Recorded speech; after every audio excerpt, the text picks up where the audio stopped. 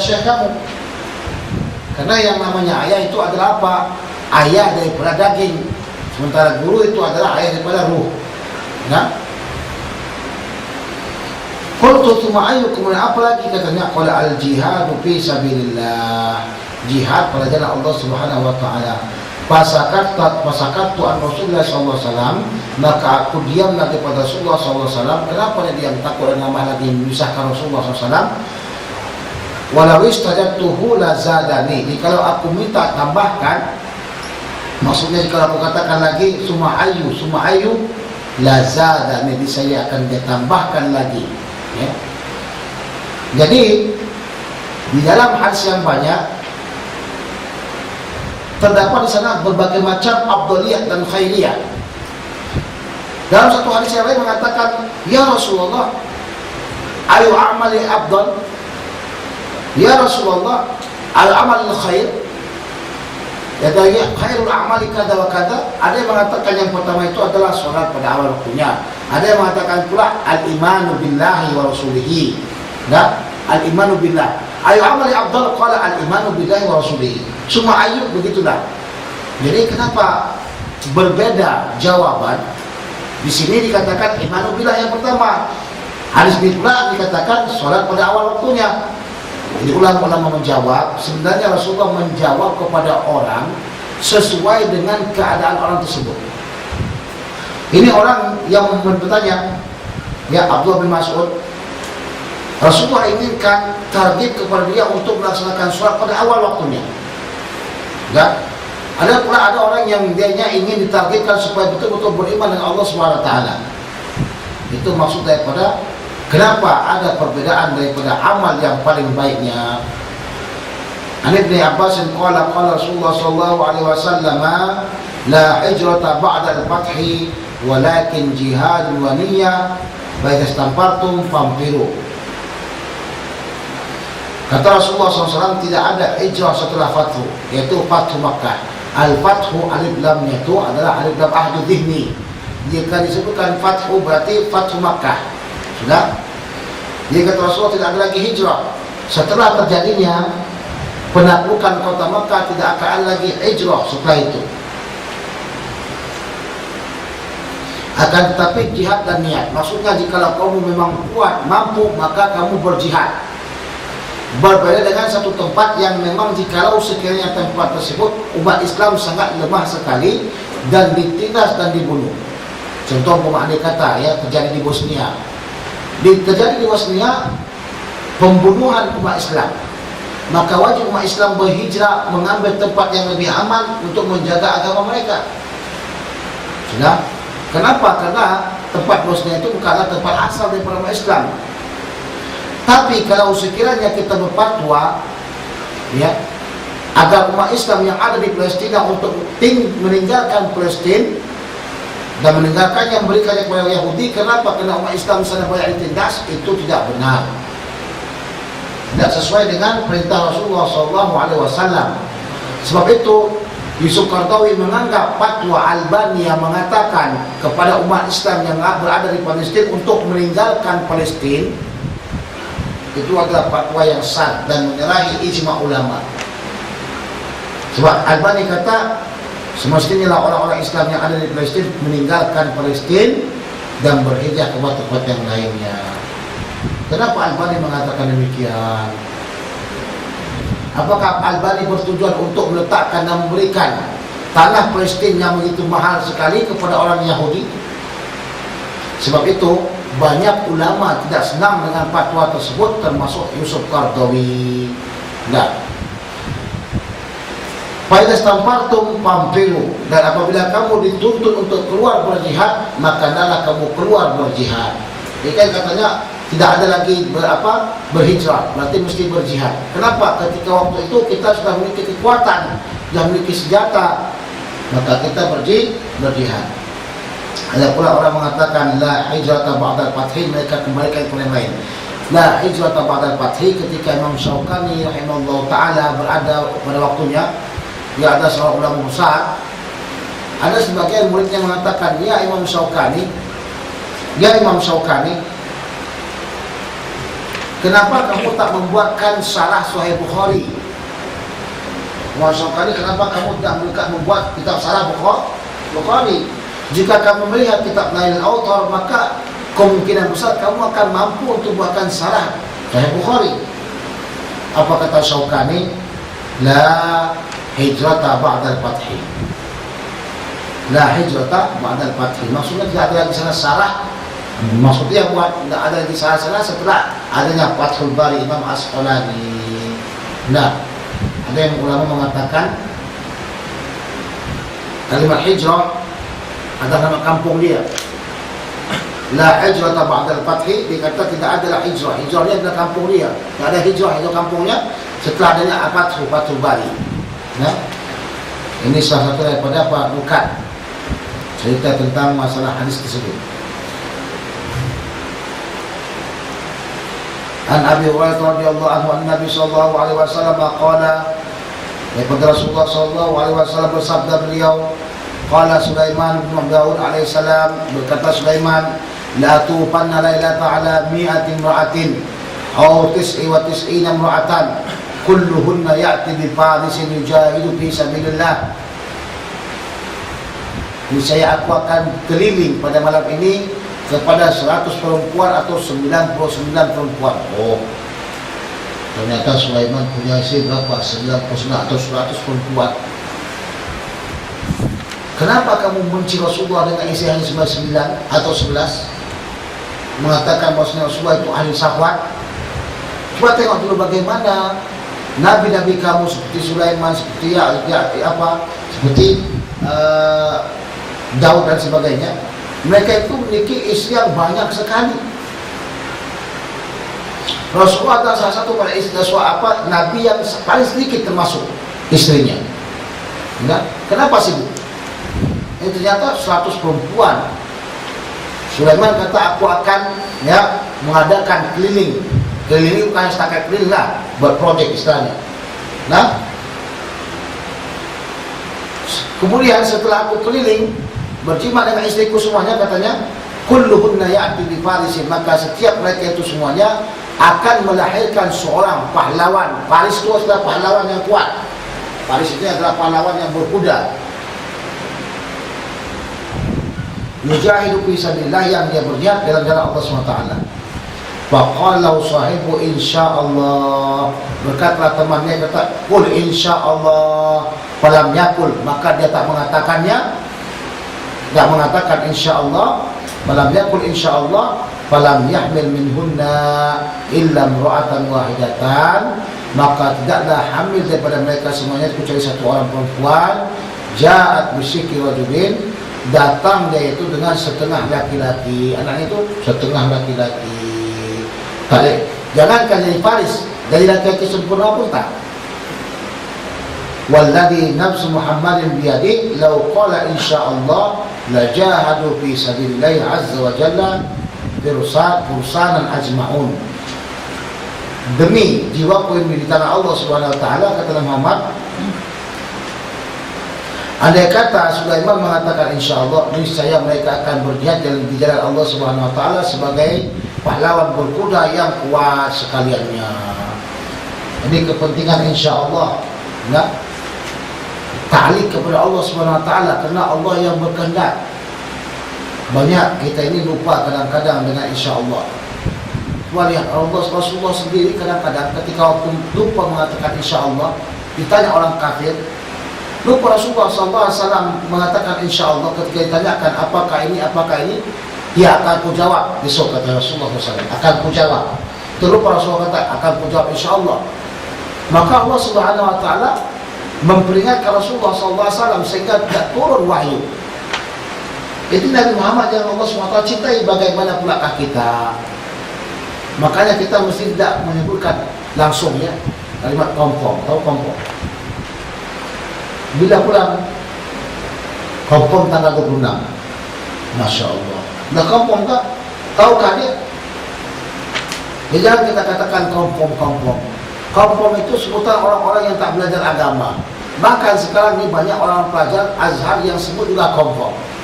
Kompong itu Insya Allah. Iya, kompong kan tuh. Insya Allah kata. Kompong kan tuh. Tak paham juga dia. Ada kan kawan kita gitu kan. Mana saya tanya, Ustaz kenapa pulang? Insya Allah tanah sekian. Itu Ustaz kompong kan tuh? Iya insya Allah. Kompong kan tuh Ustaz? Insya Allah saya kata. Kompong tuh kau Ustaz. Soalnya kalimat insya Allah itu bukan putus dia kata. Kalau kita katakan insya Allah, kalau kita katakan insya Allah berarti memang begitulah insya Allah biidznillah. Semuanya tertaruh dengan keinginan Allah Subhanahu wa Ta'ala. Tidak ada yang kompong-kompong. Dan ingat saya baca dalam kitab Sabul Taufiq kalangan Syekh Abdul Qasim Al-Umari ketika beliau ya naik kapal daripada Maghrib merokok ke Mesir. Dia kata apa?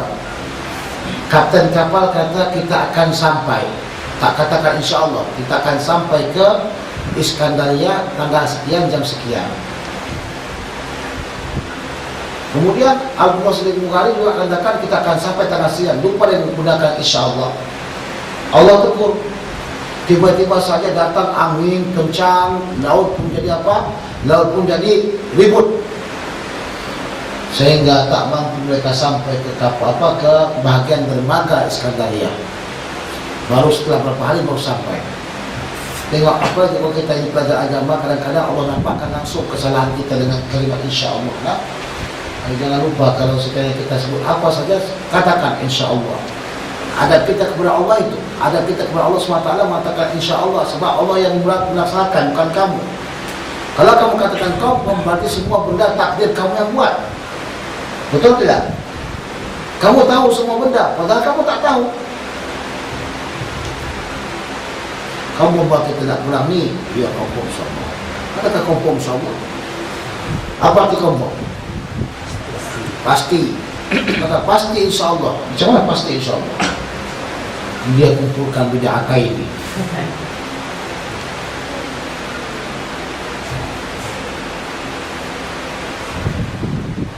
An Anas bin Malik an Nabi sallallahu alaihi wasallam qala at-ta'un syahadatu li kulli muslimin. Ta'un adalah syahadah bagi tiap-tiap muslim. Jadi asalnya ta'un ini Allah berikan kepada orang-orang kafir, Yahudi, Nasrani dan sebagainya. Ini adalah sebagai azab yang Allah turunkan dan timpakan kepada mereka. Ya. Tapi bila ta'un diberikan Allah SWT kepada umat muslim, ini adalah sebagai syahadah bagi mereka. Ta'un bagaimana terkena ta'un? Ta'un ini adalah penyakit yang menular, yang apabila terkena dalam satu kaum maka akan mati beribu-ribu orang. Alhamdulillah sampai setakat beberapa puluh tahun ini belum ada lagi kita dengar kata yang terjadi ta'un. Nah, ta'un ini bila dia sakit dia kena semuanya maka mati langsung. Orang yang berada dalam satu kampung tersebut tidak dibenarkan untuk lari. Orang yang berada pada tempat yang kena ta'un tidak dibenarkan dan diharamkan untuk lari dari kampung tersebut. Kenapa?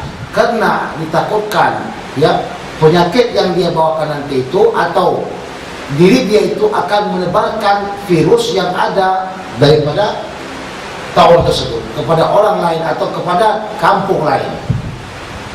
Dan orang yang di luar kampung tersebut diharamkan untuk masuk ke tempat itu. Kenapa? Karena meletakkan dirinya kepada benda yang khatir, benda yang sangat bahaya sekali. Sudah? Jadi sini kita mesti mengetahui kalau kita di dalam itu maka hendaklah kita sudah ridha dengan Allah SWT, ridha dengan takdirnya. Ya, banyak sahabat Rasulullah yang meninggal disebabkan ta'un. Diceritakan dalam satu ketika masa ta'un yang terjadi di Irak, anak Anas radhiyallahu anhu meninggal sebanyak 100 orang. So bayangkan. Kemudian pernah juga terjadi ta'un di masa Al-Hafiz Al-Murtada Az-Zabidi. Sebutkan satu hari meninggal 10.000 orang mati disebabkan ta'un. Disebabkan ta'un tersebut meninggalnya Al-Hafiz Muhammad Murtada Az-Zabidi, tidak banyak orang yang tahu dia meninggal. Setelah berapa hari meninggal dia barulah orang tahu bahwasanya dia itu telah meninggal dunia. Dan kalau dalam hadis dikatakan sab'atun fi sabilillah, nah satunya adalah mat'un. Orang-orang yang meninggal dalam keadaan sakit ta'un. Nah,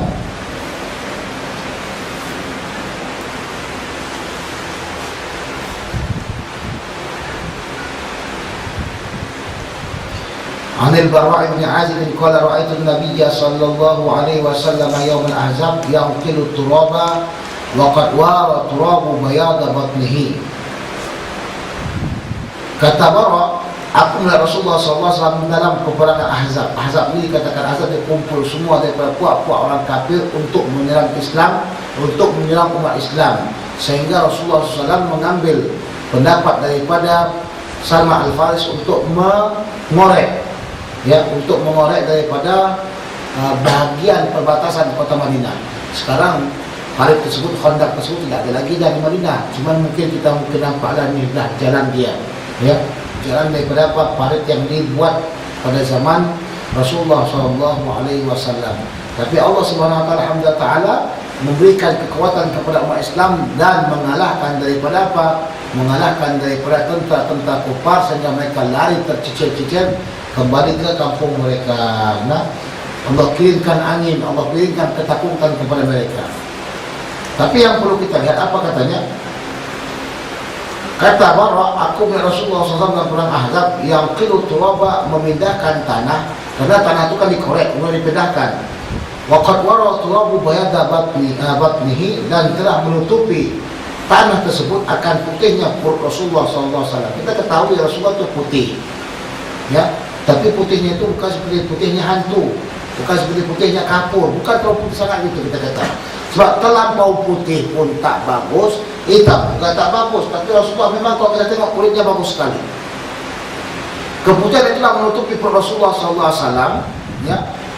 Tengok bagaimana akhlak nubuwah Rasul sebagai Nabi, Rasul sebagai pemimpin, tapi tetap juga dia ikut turun langsung untuk mengorek dan mengangkat tanah. Kalau macam kita ni mungkin Masya Allah cuma pandai perintah, itu tu angkat, ya, angkat sini, itu coba korek. Allah, mana akhlak kita untuk mengikuti Rasulullah SAW?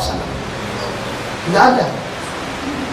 Jadi saya berusaha, dulu memang sangat berusaha. Saya sebagai ketua dari tahun 1 sampai tahun 7 saya ketua.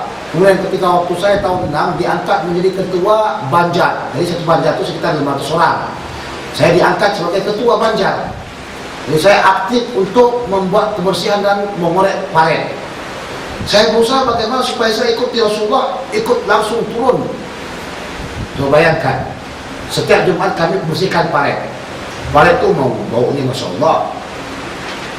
Al-Fatir saya ini turun langsung ke paret. Kenapa? Untuk mengikuti Rasulullah. Tengok pemimpin, begitu mesti. Saya turun, alhamdulillah ta'ala, satu orang pun tak ada yang turun. Itu lebih teruk lagi. Kan semestinya kalau ada pemimpin turun, masyarakat turun kan. Ini saya turun, mereka semuanya pada lari pergi tempat yang bagus untuk mencari rumput di sini, sampah di sini. Tidak ada yang mau turun. Ini mesti pakai akal. Apa pakai akalnya? Dibuat suri tauladan kepada mereka supaya mereka turun seperti saya tak mau buat. Maka saya ambil kayu besar begini, naik saya, habis yallah, berlarian mereka semuanya ke paret.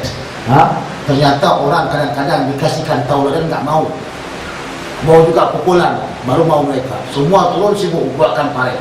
Nah, jadi coba antum ketika diangkat jadi pemimpin, coba buat diri antum untuk tawaduk. Jangan gagal antum pemimpin gak mau turun ke paret, gagal pemimpin gak mau kerja, cuma urusannya isyarat, angkat-angkat ini, ya Tuhan.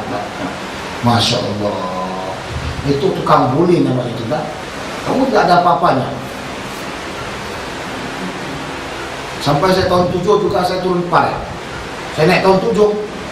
Bila saya naik tahun 7, saya itu lagi penasehat orang besar di satu tempat lagi itu kita kata, orang kata pemimpin negara mustasyar. Tapi turun paret juga. Apa adalah adik-adik yang warak-warak yang kalian itu ikut sama saya, udah ada.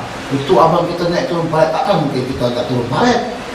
Coba mereka akan berpikir, kalau kamu turun serta untuk menggunakan seperti itu, mereka juga semangat. Tengok, Rasulullah turun tangan, para sahabat semangat. Ya Rasulullah, jangan lagi kau ikut ya Rasulullah. Tak, aku ikut juga.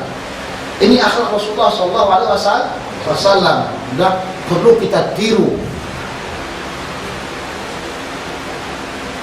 Bahwa yakul, jadi Rasulullah ketika waktu ngangkat tanah itu dia bersama apa? Berbahar rojas. Dia kata apa? laula anta mahtadaina wa ma tasaddaqna wa la sallaina. Ya Allah, jikalau tidak kamu ya Allah, maka kami tak akan dapat petunjuk dan tidak akan bersedekah dan tidak akan solatlah kami. Fa'anjil sakinah ta'alaina, hendaklah kau turunkan ya sakinah. Ini sakinah, hendaklah kau turunkan sakinah, yaitu apa? Ketenangan jiwa.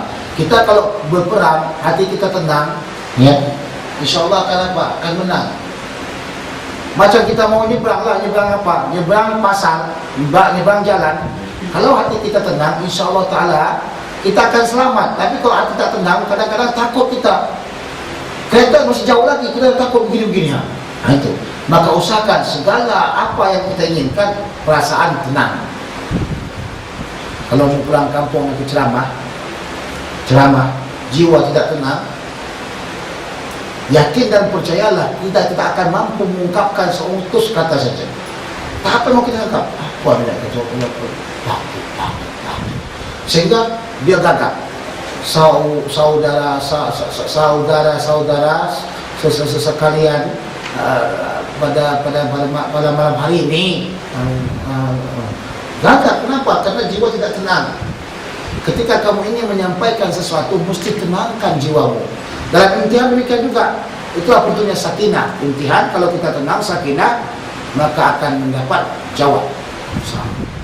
Saya itu kalau lagi imtihan, kalau tukang jaga ribut, saya marahkan tuh. Pernah sekali orang itu ribut apa cakap, ya, entah kita leh, saya kata langsung, jadi ambil langsung. Saya selalu sering memarahkan, karena saya tak takut saya dengan apa namanya tukang jaga, takut saya. Kalau memang hak kita jaga itu, kita imtihan mereka ribut, mungkin di KU tak seperti itu dah. Ada yang ribut tukang jaga, tak. Maksudnya kalau sekiranya imtihan kita dia buat kanan, yalah saya, yalah cakap ketawa tak apa-apa. Jadi menghilangkan konsentrasi kita kan gitu. Tadi sudah hafal semua tadi, kenapa hilang semuanya? Ternyata ribut. Saya kata, ya apa lagi macam saya, jenis saya ini orangnya paling malas di dunia, paling malas. Besok imtihan baru malam tuh saya buka kitab. Nah, jadi kalau mereka ribut, maka yang sudah dibaca tuh bukan dihafal, yang dibaca hilang. Saya tak sistem baca menghafal. Ada yang menghafal menghafal semua lupa. Bila saya hafal lupa semuanya. Tapi bila saya baca insya Allah ingat suara-suara. Nah itu. Kalau dah tua dah kan. Enggak seperti kamu hafal 10 kata, kamu hafal 10 kata, lengket 100 kata. Kalau macam saya hafal 100 kata, yang cuma lengket itu 10 kata saja. Fa'anjil sakinah ta'alaina, dan turunkanlah kepada kami ketenangan, wa thabbitil aqdama in laqaina, dan tetapkanlah kaki kami jikalau kami berjumpa dengan musuh. Jangan sempat lari. Ketakutan yang datang akan membuat kita apa? Akan membuat kita kalah dalam peperangan. Belum lagi, cuma yang paling penting dalam peperangan itu kan, seorang pemimpin mampu memberikan ketenangan kepada anggotanya dan memberikan janji menang kepada mereka. Kalau tak mampu memberikan janji menang kepada mereka, mereka akan takut. Ya Allah, Masya Allah, besar-besarnya mereka ini, gawat kita, mati kita nanti. Kalau takut, mereka akan lari semuanya, tak akan ikut jihad fisabilillah. Ya. Innal ula qad baghaw alaina, sesungguhnya mereka orang-orang yang kafir itu telah berbuat zalim terhadap kami. Idza aradu fitnatan abaina, jikalau mereka ingin fitnah maka kami tidak inginkan. Ini dari hadis ini kita tengok, boleh kita buat syair-syair, boleh kita buat syair-syair yang baik-baik. Syair itu yang baiknya baik, yang buruknya buruk. Kalau kau buat syair pantun jenaka tak ada masalah. Di sini kosong, di sana kosong, di tengah-tengahnya konteng bakau. Bukan saya berkata bohong, tapi ada kata memikul kerbau. Tak ada masalah. Itu namanya apa? Pantun jenaka. Pantun apa? Jenaka. Banyak kali buat dulu pantun-pantun seperti itu. Ya, tapi kalau pantun-pantun yang ini, yang berlandaskan cinta dan sebagainya, itu kurang bagus. Banyak-banyak ular di sawah, hanya satu saja yang berbisa. Banyak-banyak anak sekolah, hanya satu saja yang ku cinta. Nah, itu tak kena. Dia katakan syair itu yang bagusnya bagus, yang jeleknya juga dia jelek. Nah, Kalau kita kata asam kudus, asam gulukur, berapa tuh? Asam kadis, asam gulukur. Dengan apa? Lupa saya dah. Tahun tidak saya hafal dulu. Waktu saya sekolah rendah, semua pantun agama saya hafal dulu. Melagi menangis badan di dalam kubur, minyak badan tidak sembahyang. Asam kadis, asam gulukur. Ketika itu terngiang-ngiang. Badan nangis di dalam kubur, minyak badan tak sembahyang. Itu bagus tuh, pantun-pantun begitu. Ini enggak nyanyi kucu-kucu utah yang hafal ini. Tumpasi air.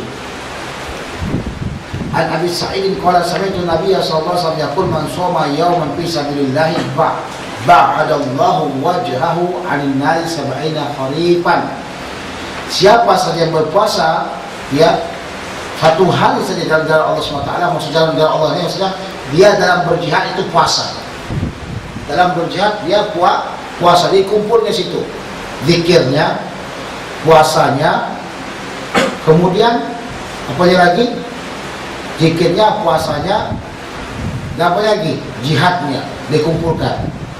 Maka Allah akan menjauhkan wajahnya daripada neraka 70 kharifan, sebanyak selama 70 tahun. Ini disebutkan Imam Bukhari dalam bab beliau, bab puasa dalam jalan Allah, puasa dalam berjihad.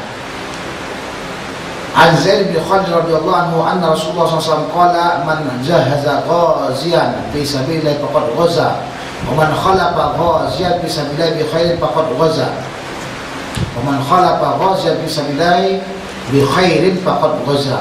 Siapa yang mempersiapkan peralatan untuk perang di jalan Allah Subhanahu wa taala, maka dia telah ikut juga dalam berperang.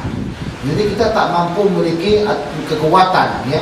Tidak mampu kita mengikuti peperangan, tapi kita memiliki uang atau memiliki peralatan untuk perang. Kita persiapkan dan kita berikan kepada orang lain agar mereka ikut peperangan, maka itu juga dinilai sebagai ghaza, ikut dalam peperangan fisabilillah.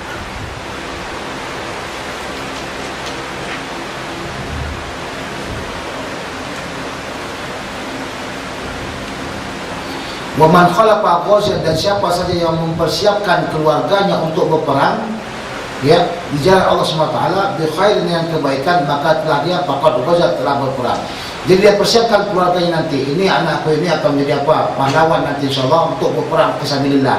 Ini anakku, dia ajarkan bagaimana sistem berperang. Nah, ini termasuk daripada jalan untuk apa? Jalan untuk mendapatkan peperangan, nah, untuk mendapatkan fisabilillah. Banyak dahulu contoh kita katakan, mereka para ulama-ulama atau mereka para ibu-ibu syuhada, mereka suka memperbanyak anaknya agar anak tersebut nantinya tumbuh dan berkembang berjihad di jalan Allah Subhanahu wa taala. Kadang-kadang kita tengok di Madinah ada ibu-ibu yang mereka melingkar anaknya dua dalam perangan, tak sedih. Tak sedih mereka, tapi yang mereka sedihkan bagaimana keadaan Rasulullah SAW. Itulah dikatakan di Palestina umpamanya. Apa kata ibu-ibu yang ada di Palestina? Wahai Yahud, kami akan memperbanyakkan kehamilan. Sebab orang Yahudi itu sedikit kehamilan mereka. Mereka ini termasuk orang yang paling tinggi kemandulannya. Coba bayangkan, orang Yahudi itu lebih banyak, semestinya lebih banyak, tapi tak banyak mereka. Kenapa? Karena mereka itu tidak subur. Ya? Apa kata perempuan-perempuan Palestina? Wahai Yahud, kami akan memperbanyakkan kehamilan dan kami akan cetak putra-putra bangsa yang akan membunuh kamu. Orang Yahud takut. Sebab itu dikatakan generasi ini telah mati, akan datang generasi yang lain. Generasi yang ini mati, akan datang generasi yang lain, akan mengambil dan meraih daripada Baitul Maqdis. An Abi Hurairah yaqulu qala Nabi sallallahu alaihi wasallam man ihtabasa farasan fi sabilillah imanan billahi wa tasdiqan bi wa'dihi wa inna shiba'ahu wariyahu wa warathahu, apa itu? Wariyahu. Wariyahu wa rawthahu wa bawlahu bi mizanihi yaumal qiyamah. Siapa saja yang mengikatkan, maksud mengikatkan sini dia bawa ya kudanya dan dia ikatkan untuk fisabilillah. Dia jadikan ya kuda itu untuk fisabilillah.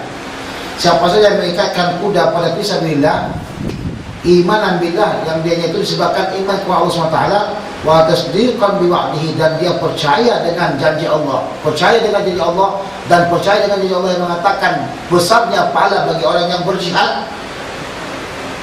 Fa inna siba'ahu, karena sesungguhnya kekenyangan daripada kuda tersebut, waliyahu, dan ya kencing kuda tersebut, wa warawthahu, dan kotorannya, wa baulahu, atau katakan waliyahu itu minuman dia, warawthahu, dan kotorannya, wa baulahu, dan kencingnya, fi mizanihi yaumil qiyamah, pada timbangan kebaikan di hari kiamat. Sehingga entah maaf lah kalau kuda, kata kudanya ada tai kotoran dia, ada kencingnya, itu semua juga kalau berapa banyak dikeluarkan itu adalah timbangan kebaikan, berubah kepada apa? Timbangan kebaikan. Makanan dan minuman yang kau berikan kepada kuda itu juga satu merupakan pahala yang paling besar sekali. Itu adalah janji Allah SWT bagi orang-orang yang melaksanakan jihad fisabilillah. An Mu'adz radhiyallahu anhu qala kuntu ridfan Nabi sallallahu alaihi wasallam ala himarin lahu yuqalu lahu Ufairun. Aku adalah orang yang dibonceng Rasulullah SAW di atas himarnya yang disebut dengan Ufair. Jadi Rasulullah kalau sekiranya dia punya binatang, punya macam-macam atau baju bahkan, dia akan sebutkan namanya, ada nama tersendiri. Jadi kalau kamu punya kucing, buat nama dia. Kalau kamu punya apa? Kalau kamu punya kambing, buat namanya. Rasulullah buat nama langsung, sunnah hukumnya sebagaimana Rasulullah buat. Faqala, maka Rasulullah berkata, ya Mu'adz, hal tadri haqqullahi ala ibadihi? Apakah kamu tahu hak Allah Subhanahu wa taala terhadap hambanya? Wa haqqul ibadi 'ala Allah, dan hak seorang hamba terhadap Allah. Qultu Allah wa rasuluhu alam. Qala fa inna haqqallahi 'ala ibadihi ayya'buduhu wa la yusyriku bihi syai'a. Hak Allah terhadap hambanya adalah bahwasanya hamba-hambanya itu menyembah Allah Subhanahu wa taala dan tidak mensekutuinya dengan sesuatu. Itu hak apa? Hak Allah. Jadi Allah tuntut kepada kamu agar kamu menyembah Allah SWT dan tidak mensekutukannya. Wa haqqul ibadi 'ala Allah alla yu'adzabu man la yusyriku bihi syai'a, dan hak Allah SWT dan hak hamba atas Allah SWT bahwasanya Allah tidak mengadabkan orang yang tidak mensekutukan Allah. Jadi kalau sekiranya ada orang percaya dengan Allah, tidak mensekutukan Allah SWT, maka hak dia terhadap Allah SWT adalah dia tidak disiksa oleh Allah Subhanahu wa taala. Qultu ya Rasulullah, afala ubashiru bihin nas? Bolehkah saya sampaikan cerita ini, benda ini kepada orang lain? Qala, berkata Rasulullah, la tubashirhum fayattaqilu. Jangan kau sampaikan kepada mereka. Kalau kau sampaikan kepada mereka fayattaqilu, maka mereka akan bertawakal kepada apa yang mereka ada. Tawakul sini tawakul ada apalah. Maksudnya mereka akan serahkan diri mereka begitu saja, tidak akan beramal mereka. Dan saya yakin kepada Allah, tidak syirik, tak akan mau sholat, tak mau zakat. Kenapa? Akan masuk surga juga. Nah, itu maksud Rasulullah SAW, jangan kau sampaikan. Tapi di akhir cerita lagi dalam satu riwayat, Mu'adz sampaikan kepada orang lain. Kenapa? Karena dia kata, segala apa yang disampaikan kepada aku mesti ku sampaikan kepada orang lain. Jadi dia sampaikan sebelum meninggal dia. An Abi Hurairah anna Rasulullah sallallahu alaihi wasallam qala, Rasulullah SAW berkata, al-khairu li thalathatin rajulin, al-khairu li thalathatin, kuda itu bagi 3 orang, li rajulin ajrun, kuda ada 3 bahagian, li rajulin ajrun, bagi seorang laki-laki dapatkan pahala, wa li rajulin sitrun, bagi seorang laki-laki dapatkan penutup bagi dia, wa ala rajulin wizrun, dan ada seorang laki-laki itu mendapatkan dosa dengan adanya kuda.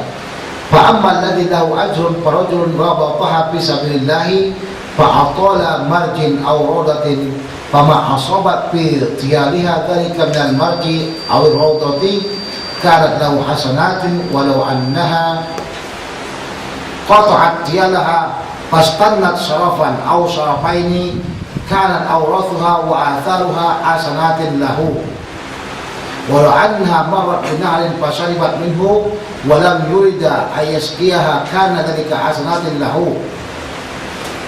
Dia kata yang pertama adalah seorang laki-laki, fa'amal ladillahu ajr, maka ada pun orang yang baginya itu pahala adalah seorang laki-laki yang dia ikatkan, dia tambatkan kuda tersebut di jalan Allah SWT. Maksudnya yang dia pergunakan untuk berjihad. Kuda tersebut dipergunakan untuk apa? Berjihad. Maka dia perpanjangkan kuda tersebut di lapangan. Kalau lapangan di tanah yang banyak rumput. Auradatin, atau dia perpanjangkan kuda tersebut berada di kebun. Pama asbab itiyaliha, dan apa saja yang mengenai pada talinya, minal marji auradatin, daripada tanah lapang tersebut atau kebun-kebun itu, kalat lau hasanatin, maka bagi orang tersebut mendapatkan pahala. Walau annaha qata'at tiyalaha, jikalau sekiranya putuslah talinya, pastanat sarapan au sarapaini, maka larilah dia kepada satu batas akhir atau kepada dua batas akhir. Larilah kuda tersebut kena putus, larilah dia disebabkan kesenangan makan, lari dia kepada satu batas atau dua batas. Kanat awrathuha wa atharuha asratin lahu, maka kotoran kuda tersebut dan bekas-bekasnya itu semuanya adalah mendapatkan kebaikan bagi orang tersebut.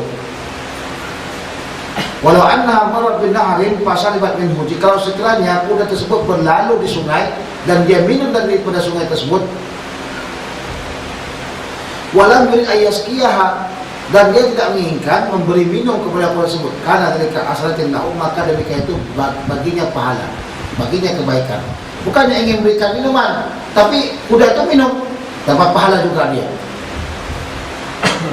Warajulun, yang kedua, warajulun rabataha taghanniyan wa ta'affufan, seorang laki-laki yang dia ikat kudanya tersebut sebagai apa? Taghanniyan, sebagai sebagai apa? Sebagai orang yang membuat kaya dia. Wa ta'affufan, dan dianya itu dia membersihkan diri daripada meminta-minta, tidak ingin minta-minta. Tsumma lam yansa haqqallah, tapi ia tidak lupa dengan hak Allah, fi riqabiha, pada kewajibannya, wala zuhuriha, dan juga tidak lupa dengan tunggangan tersebut. Fa hiya lidzalika sitrun, maka baginya itu adalah penutup. Maksudnya dia punya kuda tersebut dia gunakan dengan baik, ya, dan dia tidak meminta kepada orang lain. Adanya kuda tersebut sebagai sitrun baginya, penutup baginya. Warajulun rabataha fakhran waliya'an wa niwa'an li al-islami, sementara seorang laki-laki yang mengikatkan kudanya itu, dia miliki kuda katanya fakhran, sebagai kebanggaan dia, ya, membanggakan dirinya dengan adanya kuda, waliya'an, dan riya, wa niwa'an, dan memusuhi, li al-islami, bagi al-islam, fahiya wijrun ala dzalika, maka baginya itu adalah dosa, ya. Jadi kalau kita tidak katakan, contoh sekarang ini tidak lagi kuda dah, ada kereta. Kereta kita tu digunakan di mana? Untuk Islam kah? Untuk kita cuma membawa kita ke tempat kerja kah? Ya. Yang kedua, kemudian kita membawa untuk tempat kerja. Wajib kita kerja, kemudian kita pergi pakai kereta. Nah, ini sitrun bagi kita. Sitrun bagi kita. Jadi kita tak numpang-numpang orang lah, ya kan? Kalau yang pertama, dia bawa kereta itu untuk kebaikan, jemput orang-orang ulama, untuk apa? Untuk mengaji. Ya, Syekh, saya punya kereta, kalau Syekh mau pergi ngaji, saya akan antarkan, dibalas. Nah, ini bagiannya Pak, lahu hasanatun, ya. Yang ketiga, dia punya kereta tapi gunanya untuk riya, untuk berbangga-bangga. Setiap malam, setiap siangnya dan malamnya dia akan berputar-putar, menampakkan kereta yang barunya dan buat klakson, kretet, begitu. Ini adalah baginya wizrun. An Aisyah radhiyallahu anha qalat kana yawm wahidin yal'abu sudanu bidaraqi wal hirabi. Kata Sayyidah Aisyah, pada hari Aid bermainlah orang-orang Sudan dengan perisai daripada kulit. Diraq itu perisai, tapi perisai pada kulit. Wal hirabi, dan bermain mereka dengan permainan perang-perangan. Jadi kata Rasulullah, yaumul Aid adalah yaumul al-la'ad, Naim, itu adalah aid bermain-main, ya. Tak ada masalah. Aid yaumul aid itu kita bermain-main tak ada masalah. Jalan ke sini, jalan ke sana tak ada masalah. Itu yaumul aid.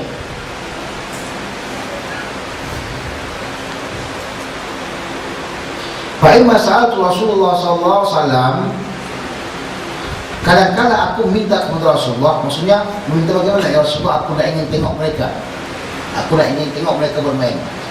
Wa imma qala, ada kalanya Rasulullah mengatakan, tastahina an tanzurin, apakah kamu ingin melihat mereka bermain?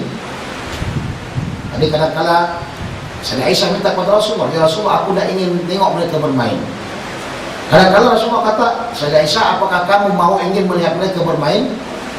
Qultu na'am, aku kata ya. Fa'aqamani wara'ahu, maka dia dirikan saya di belakangnya, di belakang Rasulullah. Khaddi ala khaddihi, pipinya atas pipiku. Ini dia. Jadi kalau kan begini berdiri Rasulullah, nanti kepalanya diletakkan di bagian bahu. Nah pipi yang ini nanti, pipi Sayyidah Aisyah terkena kepada pipi Rasulullah SAW.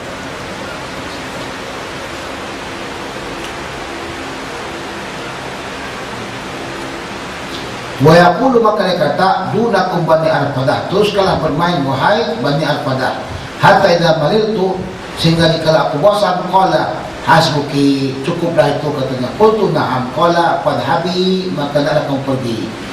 Di sini ya, dalam riwayat yang lain menceritakan orang suka ini bermain di dalam masjid, bermain dalam masjid, maknanya diperbolehkan kita belajar berperang, ya, belajar membuat perang di masjid. Masjid bukan hanya untuk sholat, tapi untuk membincangkan tentang masalah siasa, ya. Bukan maksudnya membincangkan masalah siasa itu seperti kita sekarang nih, tak. Nah, kita ini kan bukan ikut siasa, tapi kita hanya untuk membahas siasa saja, kan begitu. Sebab kita tak punya pegangan siasa, kita bukan menteri, kita bukan anggota parlemen.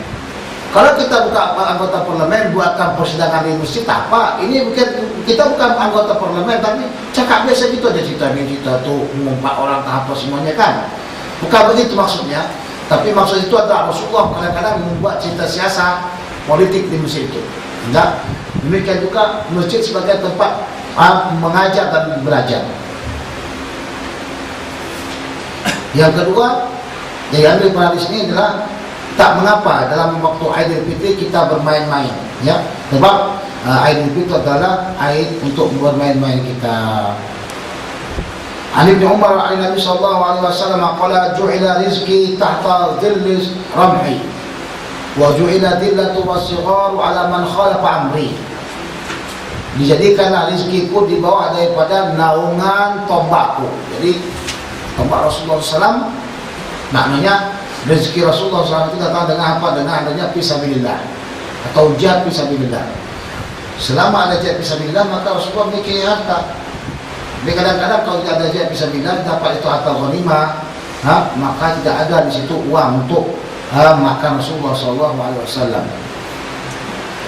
Wa ju'ila dhillah, dan diberikan kehinaan dan kerendahan atas orang yang menyalahi perintahku, kata Rasulullah. Siapa saja yang dianya itu menyalahi perintah Rasulullah SAW, maka dia itu terhina. An Anas radhiyallahu anhu anna Nabiy sallallahu alaihi wasallam rakhasa li Abdurrahman bin Auf wa Zubair fi qamis min haririn bi hikatin kanat bihima. Rasulullah sallallahu alaihi wasallam membolehkan bagi Abdurrahman bin Auf dan Zubair menggunakan pakaian yang terbuat daripada sutra. Kenapa? Min hikatin, disebabkan, ya, min itu sababi al-ajli, disebabkan gatal yang ada pada kedua mereka. Jadi kalau sekiranya kita punya penyakit gatal, yang biasanya penyakit gatal itu kita gunakan pakaian biasa, pakaian itu akan melengket pada gatal tersebut. Ya, tidak penyakit gatal, masya Allah, gerak kemana-mana semuanya, untuk mengobatinya dan untuk supaya ya luka tersebut tidak tidak melengket, maka digunakan sutra. Itu rukhsah. Kenapa? Karena Rasulullah kata hadani haramani ala kulli ummatin minal rijal. Keduanya ini yaitu emas dan sutra diharamkan untuk umatku laki-lakinya. Jadi tak boleh laki-laki gunakan sutra, kecuali kalau laki-laki sebut keadaannya tu dan luka atau keadaannya tu apa, gatal, kemudian dia gunakan supaya sembuh luka tersebut. Nah, demikian juga contoh kita katakan ya, Rasulullah melarang kita untuk mengkhidab dengan warna hitam. Nah, tahu mengkhidab dengan warna hitam, jenggotnya semuanya putih, kemudian dia khidab dengan warna hitam sehingga dia hitam. Itu haram hukumnya, kecuali kalau sekiranya dalam keadaan perang. Maka ketika kita ikut perang, dibolehkan orang-orang yang mengikuti peperangan bagi orang yang sudah berjenggot dan apa, dan sudah putih jenggotnya untuk dihitamkan. Tujuannya apa? Supaya orang-orang kafir menyangka semua pasukan Islam itu semuanya dalam keadaan syabab, dalam keadaan kuat. Nah, tapi kalau sekiranya mereka tengok ya umat Islam ini semuanya yang ikutnya jenggotnya semua para putih, mereka akan ketawa. Tengok itu mereka tu yang tua-tua belakang. Ini semuanya dikatakan ditakut-takutnya akan lari kecicingan. Nah, jadi perlu dihitamkan.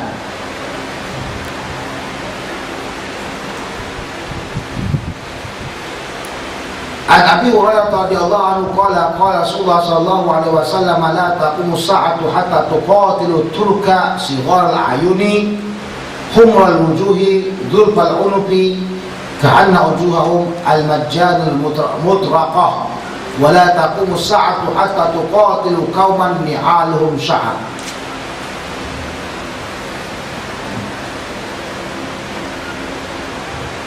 Tidaklah akan terjadi kiamat sehingga terjadilah peperangan di antara orang Turk yaitu bagaimana bentuknya, matanya kecil, wajahnya kemerah-merahan, zulful unuq, hidungnya kecil, tak mancung, ka'anna wujuhahum bijanul mutraqa, seolah-olah wajah mereka itu ya seperti perisai yang dipukul. Cuma perisai yang dipukul masuk ke dalam, macam kita masuk ke dalam kemek. Tahu kemek? Ini bukan insiden kena kemek di depan, tak? Ini kemek di belakang. Wala taqumu sa'atu hatta tuqatilu qauman ni'aluhum sya'ar. Dan tidak akan berdirilah atau terjadilah hari kiamat sehingga kamu memerangi kaum yang selipar mereka itu terbuat daripada bulu. Jadi ulama-ulama semuanya ya kebanyakan mentakwilkan hadis ini. Banyak ulama-ulama yang mentakwilkan hadis ini. Bila terjadi, kerana mereka tak pernah jumpa. Pada abad yang pertama mereka belum lagi boleh tengok. Nah, abad yang kedua juga mereka tak tengok. Abad ketiga juga mereka tak tengok. Sampai kepada abad yang keberapa? Abad yang kelima, abad yang keenam baru mereka tengok. Disitulah tahu mereka tafsirannya. Jadi ulama-ulama abad yang keenam mengatakan maksud daripada hadis ini adalah umat Islam berperang dengan orang-orang Mongolia. Orang apa? Orang Mongolia. Tengok dalam apa saja, dalam sarahnya.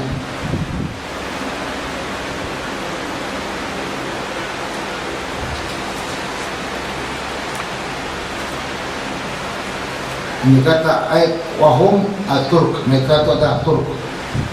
Tapi banyak ulama yang mengatakan ya, yang dimaksud Rasulullah ini adalah orang-orang Mongolia, bukan orang Turki. Bukan Turki. Kenapa? Karena di sini sebutkannya mereka memiliki hidung yang kecil. Dan Rasulullah orang Islam tak pernah perang sama orang Turki.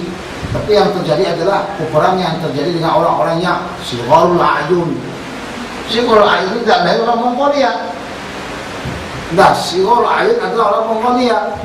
Kemudian yang paling tepat sekali ya tandanya adalah ni'alum sya'ar. Selipar mereka itu terbuat dari apa? Daripada bulu. Nah, orang Mongolia selipar mereka seperti itu. Mata mereka cipit, hidung mereka kecil, dah muka mereka apa seperti perisai yang ditembuk. Janganlah muka mereka seperti ni, apa namanya, rata semuanya muka orang Mongolia. Inilah kejadian yang paling besar sekali pada umat Islam dan paling membahayakan bagi umat Islam. setelah Mongolia menguasai dataran Cina, maka mulailah Mongolia memerangi bagian ke baratnya dan sampai ke bagian Bukhara, sekarang Uzbekistan, sehingga kerajaan yang ada di Bukhara jatuh. Kemudian melancarkan serangannya kepada Baghdad. Ketika sampai ke Baghdad, maka dia bunuh khalifah. Dia bakar semua kitab-kitab Islam.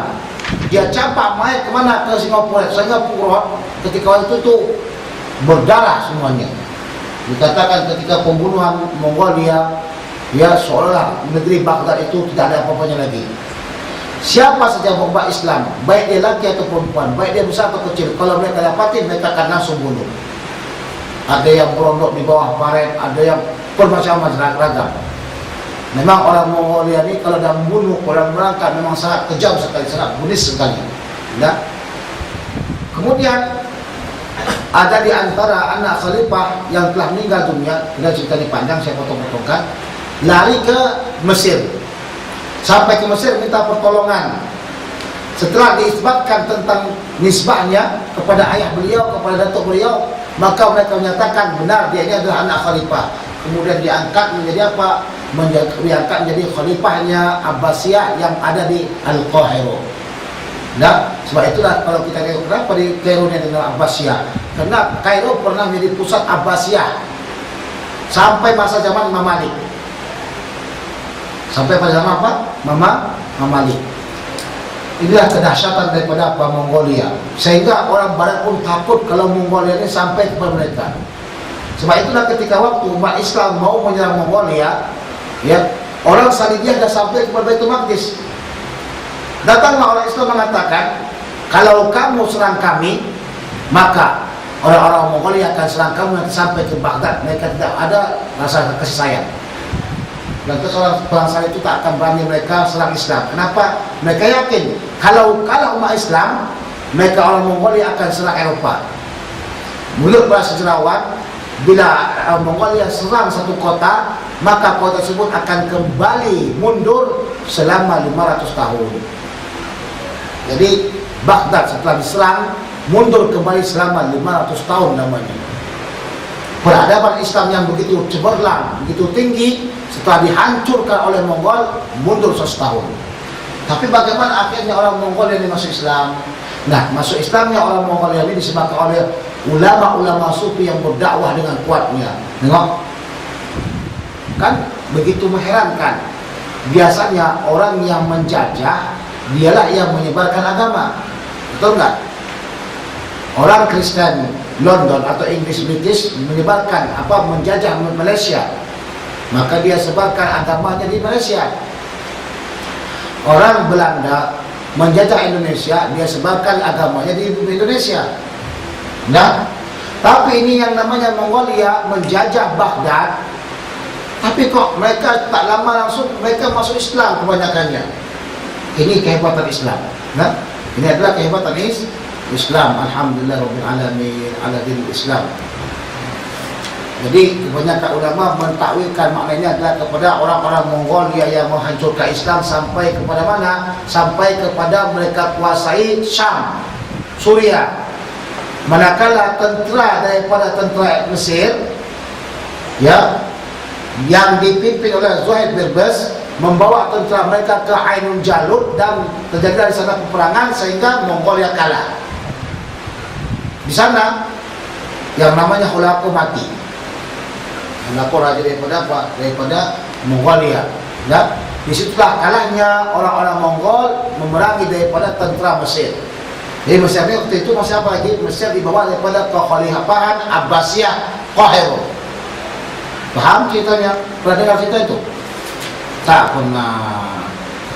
Alhamdulillah tak pernah. Tapi alhamdulillah ini jumpa dengar ceritanya. Ini salah satu penenang Basyirat daripada benda-benda atau al-munabbi'at, benda-benda yang belum terjadi yang Rasulullah sampaikan.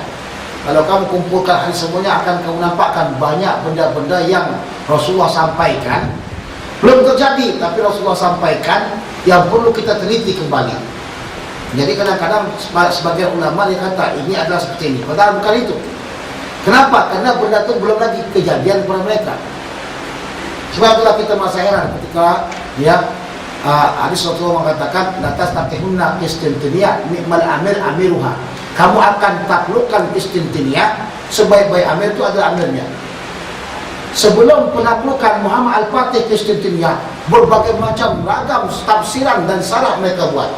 Ada yang mengatakan adalah Husam daripada Bani Umayyah, ada yang mengatakan ini, ada yang mengatakan itu, ada yang mengatakan Abu Ayyub Al-Ansari dan sebagainya, berbagai macam. Tapi mereka tak fikirkan apakah benar itu sudah terjadi atau belum. Mereka buat salah kitab, tengok salah kitab sebelum terjadinya penaklukan, sebelum penaklukan Qistintiniya. Mereka salahkan kitab dengan berbagai macam ra'yun. Tapi mereka tak pernah memikirkan apakah ini sudah terjadi atau belum. Sudah. Jadi setelah terjadinya penaklukan oleh Sultan Muhammad Al-Fatih, barulah tahu ulama-ulama semuanya bahwasanya tujuan daripada perkataan ni'mal amir amiruha itu adalah Sultan Muhammad Al-Fatih. Jadi sekarang pun juga kita cari dan kita kaji kembali. An Abi Hurairah radhiyallahu anhu qala Rasulullah sallallahu alaihi wasallam umirtu an uqatila an-nas hatta yaqulu la ilaha illallah wa man qala la ilaha illallah faqad asima minni nafsahu wa malahu illa bihaqqihi wa hisabuhu 'ala Allah. Kata Abu Hurairah, aku disuruh, kata Rasulullah SAW, aku disuruh untuk memerangi manusia sehingga dia mengatakan la ilaha illallah. Siapa saja yang mengatakan la ilaha illallah, maka terjagalah daripadaku akan dirinya. Maksudnya mereka tidak akan dibunuh, mereka tidak akan diperangi. Wa malahu dan harta mereka. Jadi harta mereka itu aman, tidak akan diambil. Illa bihaqqihi, kecuali dengan haknya. Haknya apa? Haknya Allah Subhanahu wa taala. Bagaimana haknya itu tidak ketahui haknya bagaimana? Orang yang telah mengatakan la ilaha illallah Muhammad Rasulullah, orang yang telah Islam dan tidak dibunuh dan tidak boleh dibunuh. Tapi kalau sekiranya mereka melaksanakan, seorang laki-laki yang muhsan melaksanakan zina, maka dia dibunuh. Nah, ini dikatakan hak Allah. Hakim illa bihaqqihi, kecuali haknya itu hak Allah. Jadi dibunuh dia. Atau seseorang yang membunuh, maka dia dibunuh. Ini juga hak Allah SWT. Orang yang membunuh dengan sengaja, maka dia dibunuh. Wa hisabu 'ala Allah, maka hisabnya itu, hitungan itu kepada Allah Subhanahu wa taala. Maksudnya apa yang telah dia perbuat itu, hitungan amalnya itu semuanya kembali kepada Allah Subhanahu wa taala. Jadi tidak boleh kita membunuh orang kecuali apa? Kecuali dianya itu telah menyalahi hak. Dan kalau dia sudah menyalahi hukum Islam, dibunuh atas hak Allah SWT, tidak boleh membunuhnya kecuali hakim. Orang murtad, siapa membunuhnya? Hakim. Orang berzina, siapa yang merajamnya? Hakim. Kalau hakim tak melaksanakannya, maka hakim itu berdosa.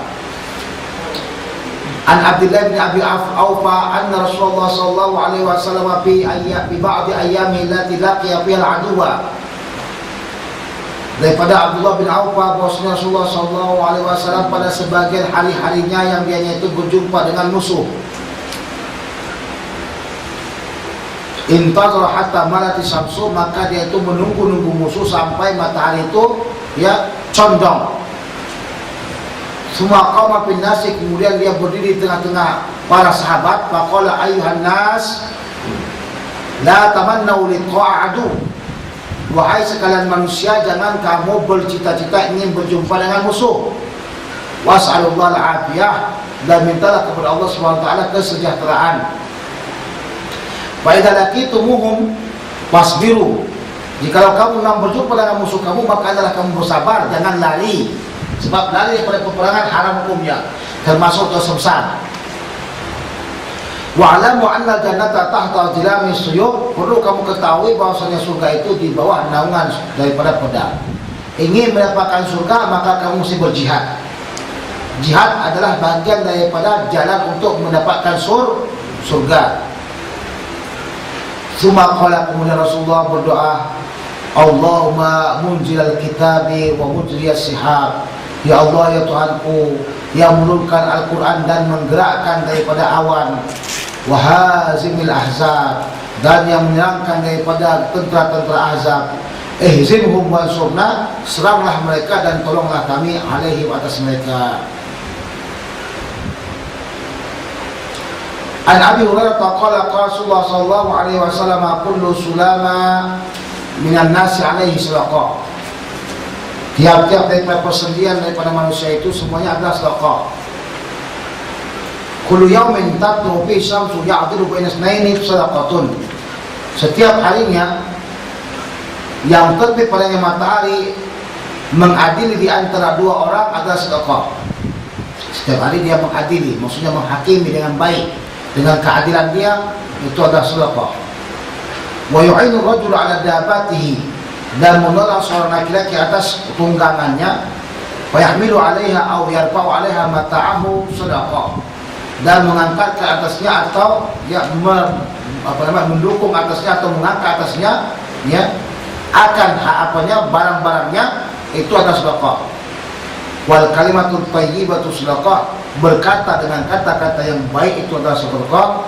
Wa kullu khatwatin yaqtuha ila sholati, dan tiap-tiap langkah yang kita langkahkan ke salat sebagai sedekah. Wa yumitul adza an tariqi sedekah, dan menjauhkan apa-apa yang saja yang membahayakan daripada jalan itu sedekah. Jadi kata kita ya, sebagai Rasulullah mengatakan, jangan kamu anggap sedekah itu dengan uang, dengan benda saja kepada orang lain. Ternyata sedekah itu banyak caranya.